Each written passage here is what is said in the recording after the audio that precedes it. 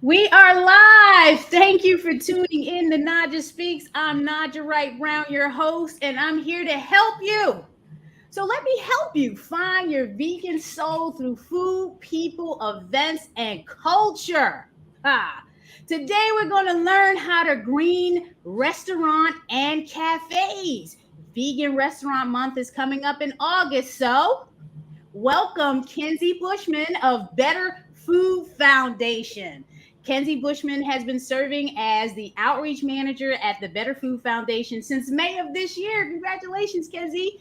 Kenzie holds a master's degree in professional communication, specializing in nonprofit leadership. With over a decade of experience in the nonprofit sector, Kenzie's experience spans across various domains, including animal rights, event planning, woo-woo, education, and homeless services. After Kenzie's presentation, please feel free to ask questions or comments. So we'll save that for after the presentation. We'll address as many as we can. Please like and share this live segment. Take it away, Kenzie. Awesome. Thank you so much, Naijha. Thank you for having me and be able to share some information about our program. So I'll go ahead and share my screen here so we can get started.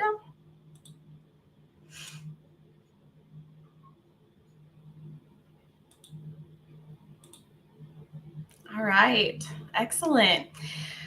So, as Naijha said, I am the outreach manager for the Better Food Foundation, and for our presentation today, we'll be discussing how we can cultivate sustainability by default with DefaultVeg.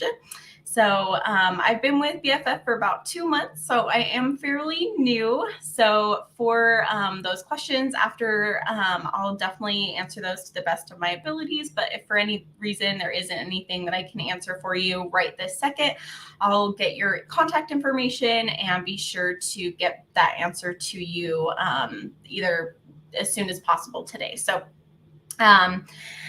we'll just jump right into it. So the Better Food Foundation used to use the terms plant-based defaults, default veg, and greener by default a little bit interchangeably, but now we do kind of use exclusively default veg because we actually now have a sister organization called Greener by Default who consults with institutions to apply default veg to their food menus. So it's just a little bit different tactics than we use at BFF. So just wanted to clarify that a little bit. And then, as I'm sure most of you guys are aware, our food systems are wreaking major environmental harms. So more than 8 billion humans are alive today, and that number will continue to grow. We need to feed ourselves in order to survive. And as a species, we've chosen to do so using animals. And so I really like this quote by Dr. Jonathan Foley of the National Geographic. He says, when we think about threats to the environment, we tend to picture cars and smokestacks, but not dinner. But the truth is, our need for food poses one of the biggest dangers to the planet. So there is one sector in particular that has an outsized impact. So globally, animal agriculture uses 77% of farmland and produces 57% of all food-associated greenhouse gases. But the production only is 37% of the world's protein. So plants produce most of the protein, where animals produce most of the emissions. So here you can see why. So the most carbon intensive foods are animal products, being beef, lamb, and cheese, having the highest carbon footprints of any foods. So chicken is often promoted as the sustainable choice, but its carbon footprint is certainly lower than beef, but it's still 11 times greater than plant-based proteins like peas and lentils. So luckily, there is a simple way to help by eating and serving more plant-based meals, which have a carbon footprint of half of those of animal-based meals.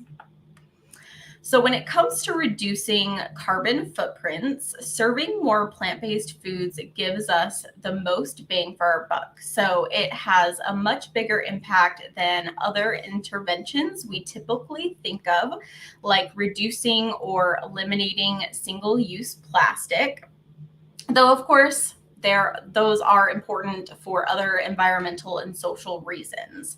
So you can see here, the biggest impact that can be made is switching from beef to veggie, followed by reducing beef portion size by 25%.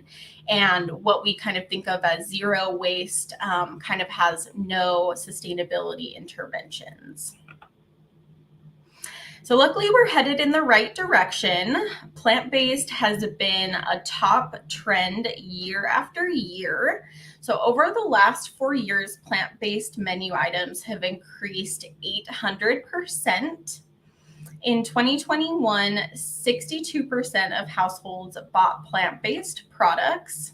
And in 2021 as well, 36% of Americans reported having recently reduced their meat consumption. So who is driving this trend? So largely it is young people and omnivores.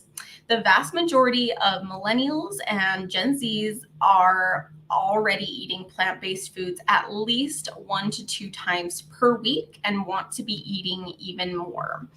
So that's what's most exciting to me on this chart on the right is a whopping 98% of consumers who buy plant-based meals also buy animal meat. So this is actually great news because it means that we don't need to have everyone go vegan. We just need to encourage this existing trend that is called flexitarianism, where omnivores realizing that they don't need a huge hunk of meat at the center of their plate every single meal in order to be happy and healthy. So this is the core of our work, making it easier and more appealing for omnivores to choose plant-based options, getting outside of that paradigm that vegetarian food and vegan food is only for vegetarians and vegans.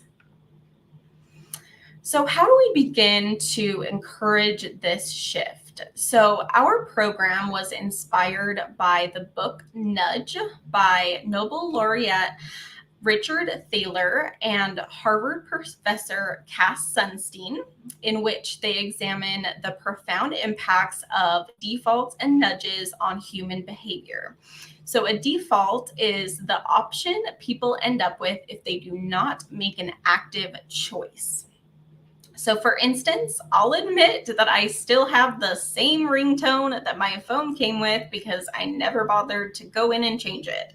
And people tend to stick with the default or the status quo, partially because it's just one less decision to make, and partially because it's seen as the more socially acceptable option. We have this subconscious assumption that if most people are doing something, it must be the right thing to do. We are social creatures. We like to fit in, and the surest way to do so is sticking with the default. So a classic example of the power of defaults is organ donation, where in Germany, people are by default not organ donors and must actively opt in. And so the participation rate in Germany is about less than 20%. In Austria, which is relatively culturally similar to Germany, people by default are organ donors and they must actively opt out.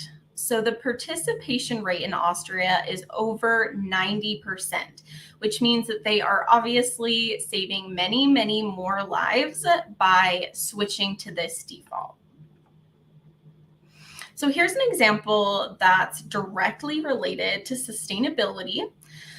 Looking at the energy sources that businesses are using in the control condition year one, businesses were signed up for conventional energy by default and had the choice to opt into renewable energy. So you can see that nearly 100% of businesses stuck with the conventional. And then for the experiment, they flipped it and made the renewable the default with the choice to opt out into conventional energy. So about 70% of businesses stuck with the renewable when it was the default, and that stayed consistent over time. So these people weren't willing to just put in the extra time and effort to specifically request it, but they're happy to stick with it when it's the default. So when you combine these two ideas of plant-based foods and default, you get DefaultVeg. So this concept is simple. We're looking to flip the norm. So right now, just about everywhere meat is the default. People have to specifically opt into veg options, which is usually only that of, strict vegetarians or vegans putting in the time and energy to do so. So we're looking to flip that, to make plant-based the default and give people the choice to opt into meat and dairy. So this way, everyone still has complete freedom of choice. Nothing is taken off the menu, but the more sustainable option is the default. This strategy is flexible. It can be implemented in any environment where food is served. It's also cost neutral and can even save money. It's also much more inclusive. So knowing that you can sit down with your friends, families, coworkers, and enjoy a meal that's delicious, nutritious, and meets your dietary needs is a powerful form of inclusivity. So serving plant-based foods with the option to add meat and dairy includes everyone by default. It includes the 30 to 50 Americans who are lactose intolerant, the majority of whom are people of color. It includes Buddhists, Hindus, Jains, Rastafarians, Seventh-day Adventists, and more who may be vegetarian, and Jews and Muslims who do not eat pork. It also includes young people who eat more plant-based foods and communities of color. Black Americans are actually more than twice as likely to be vegan as white Americans, and a third of Americans of color reported reducing their meat consumption in the past year compared to a quarter of Americans overall.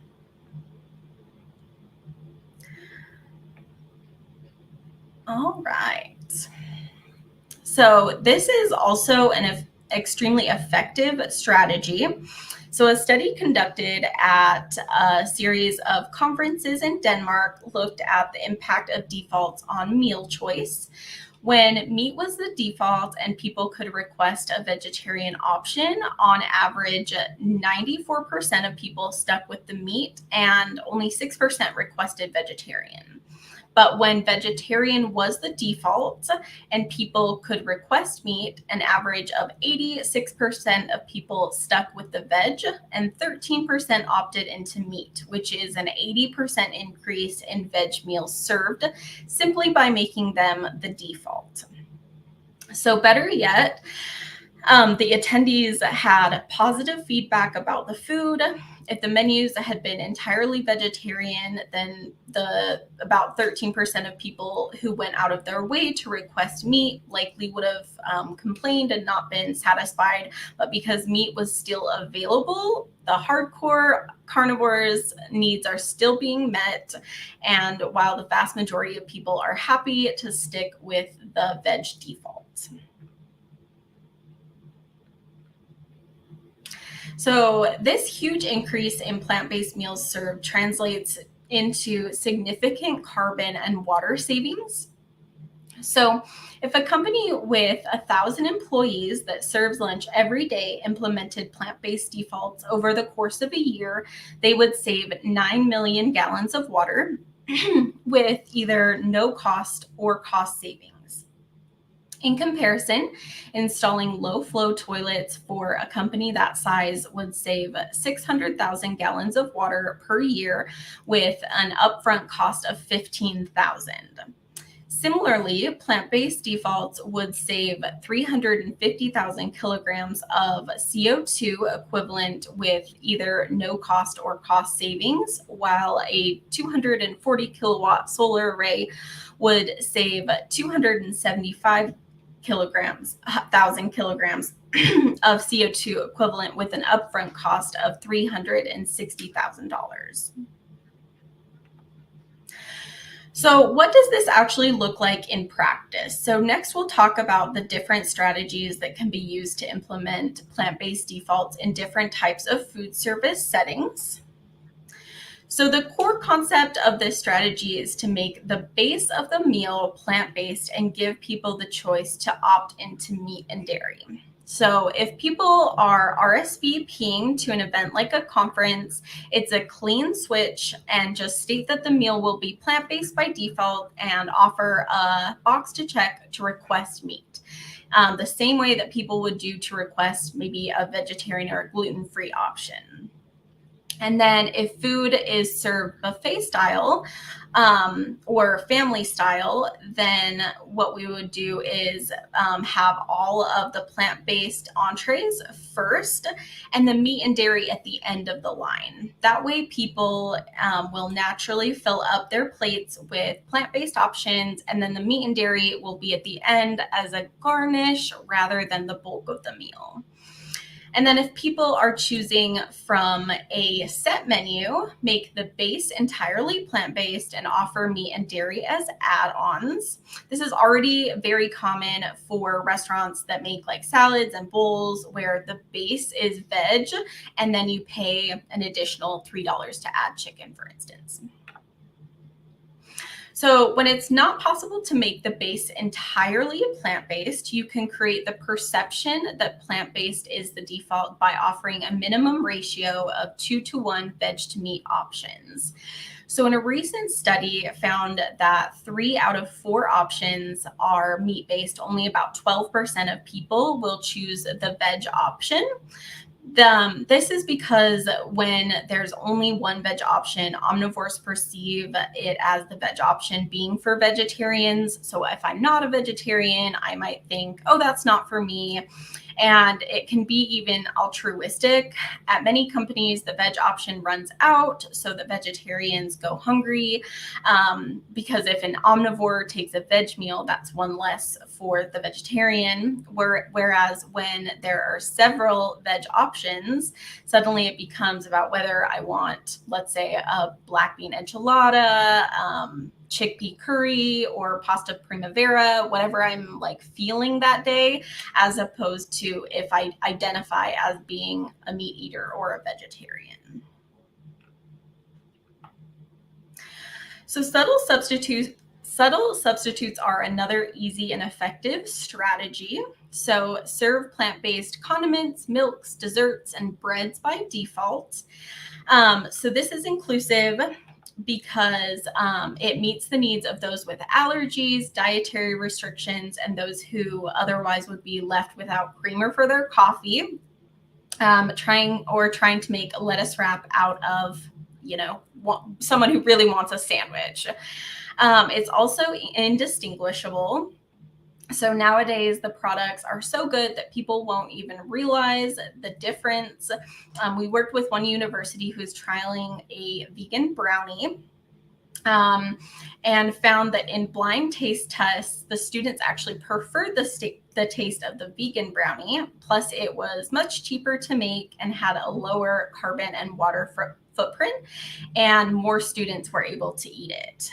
So that's definitely a win-win. It's also less expensive. So if you're baking at home, it's cheaper too. It's, for example, just being able to use oil for cookies and brownies instead of butter. And then when there's a printed menu, ensure that plant-based options are incorporated into the main menu and that it's the first option in each section.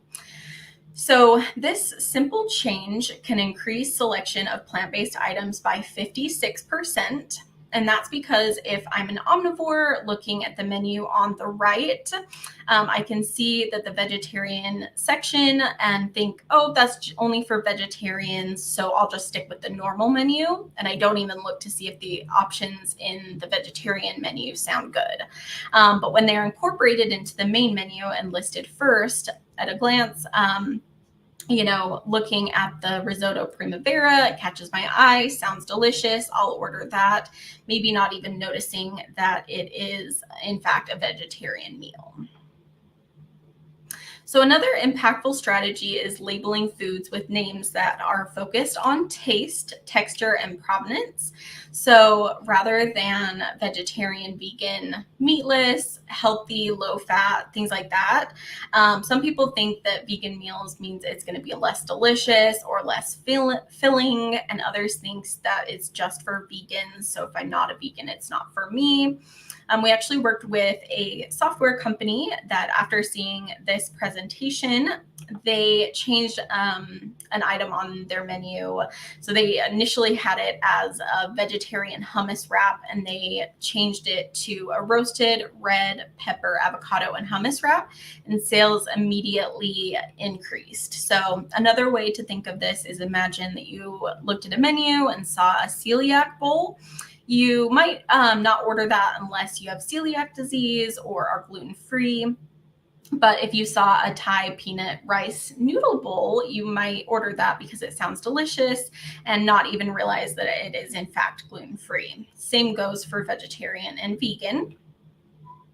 So LinkedIn implemented climate-friendly ratios and taste-focused labeling in their San Francisco office with Greener by Default team. As a result, they were able to serve half as much meat per person while maintaining high diner satisfaction. They also implemented an oat milk default in their coffee bar, cutting dairy milk from 70% to 18%. So, we'll just hop on here. So in the New York City Health and Hospitals, they piloted a plant-based chef special as the default patient lunch and found that more than half of all eligible patients opted in, which is approximately 95% of patients who chose the plant-based option were definitely satisfied with their choice. The program is so successful that they implemented it into the dinners as well.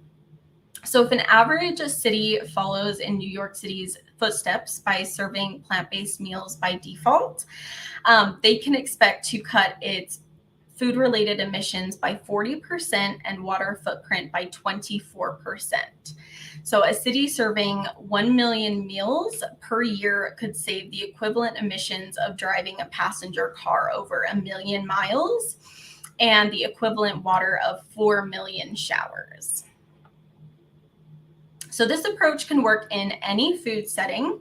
So in businesses, in catered meetings, micro kitchens or cafeterias, in university faculty meetings, conferences, in dining facilities, in organizations, meetings, events, or just even a group potluck. We also work with conferences, restaurants, and cafes. So here's the process that we go through. So we start by analyzing your existing menus, then provide a menu of strategies to choose from. Once you've selected the strategy you want to test, we can design a pilot to fit your specific goals and food service environment. So you'll definitely be in good company joining a growing number of institutions implementing plant-based defaults, such as Stanford Medicine, Harvard University Office of Sustainability, Northwestern School of Law, New York City Health and Hospitals, and Sustainability Washington University in St. Louis. So we'd love to work with you. So for more information, you can visit betterfoodfoundation.org. You can also email me at kenzie@betterfoodfoundation.org. And then this QR code will also give you more information as well. So definitely reach out. I'd be happy to help with anything that you have. Thanks. Thank you so much, Kenzie. Oh my God, I'm so glad that you used my platform for this amazing presentation, and I have a lot of questions. So I know we had someone commenting saying hi, Tom. I see you there. Thank you for tuning in. Let's get a little bit closer and personal. Here's my first question. Okay.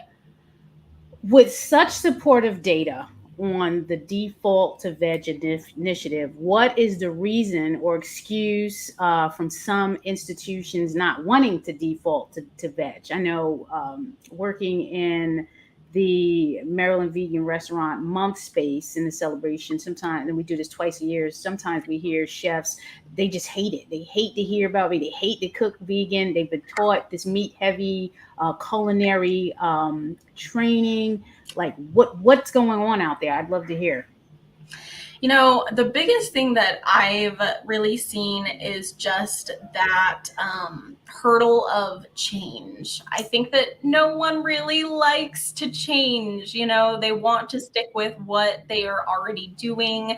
Change can be hard, but change can be transformational. And that's really what we're pushing, because obviously in so many regards it is benefiting you know, the environment, individual health. I mean, you know, the list goes on. So that's really the biggest thing that we're seeing. Change, folks. Without the change, we can't grow. And we see what's happening with the environment. So if you don't want to change, something's going to change you. So got to get on board. Exactly. Is there any data behind why the Gen Z is leading the charge, especially since many of them, I know I have, been parented by those consuming animal proteins and milk? Yeah. You know, I think that, you know, the Gen Z are just so much more aware of what is going on in the world. You know, they came out with eyes wide open. Like I've been working with students for the past like 6 years, and I couldn't even begin to explain how much different they are from previous generations. You know, I mean, in so many different regards, they are just so passionate, and I love seeing that they are open to those changes. And, you know, they're pushing their parents to you know, eat more plant-based and try, you know, some of that really delicious food.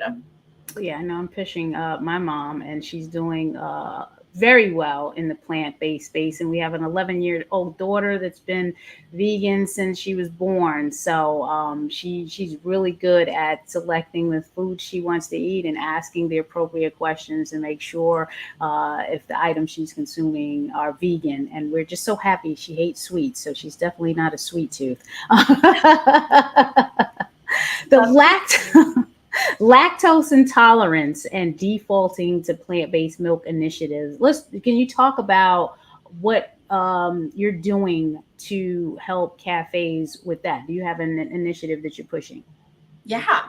Yep. So we currently have a campaign that we've been running for a couple of years to get oat milk as the default instead of cow's milk. There are actually quite a few cafes that have started doing it. Blue Bottle, Stumptown. There are a couple that have initiated that. And then we've also been able to get some pilots in universities in the US with the work of students that we've been doing in addition to some other organizations that we're working with, like Factory Farming Awareness Coalition. And, they've had really great success. But it's so nice to be able to, as someone who is lactose intolerant, being able to go to a cafe and not having that default be something that you literally cannot consume is so much more inclusive.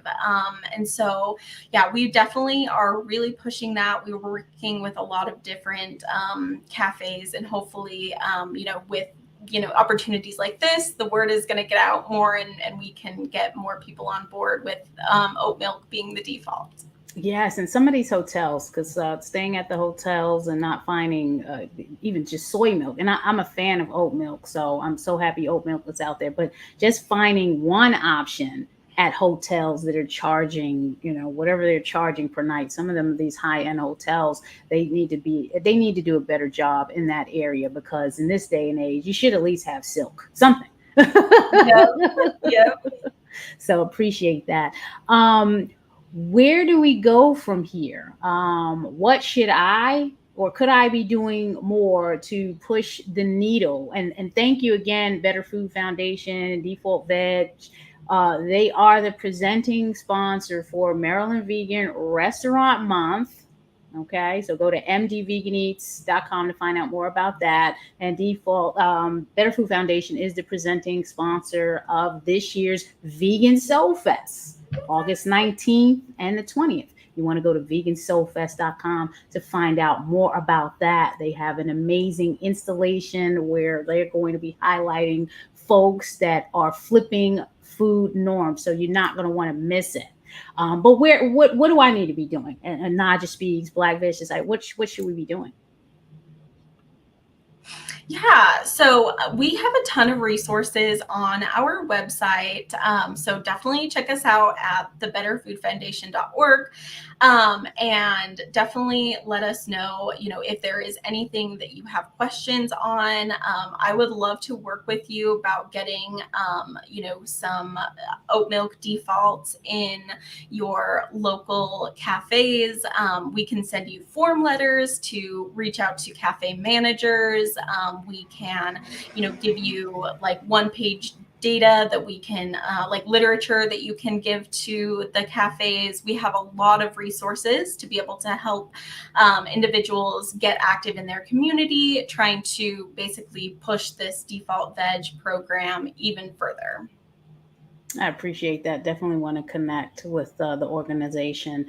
Something that you talked about, menu item names, it didn't even dawn on me when you talked about the hummus wrap and it being named vegetarian. Sometimes when people see that, they're like, oh, this is going to be so boring. But then when you highlight the ingredients that are in there, it changes people's minds. I co-own the Land of Kush, so I know everything is in the name and the taste, to help people gravitate towards and to be a believer that this is not rabbit food. It tastes good. It's flavorful if it's done well and right and labeled correctly. Kenzie, I really do appreciate you coming on today, and I appreciate all the support from Better Food Foundation.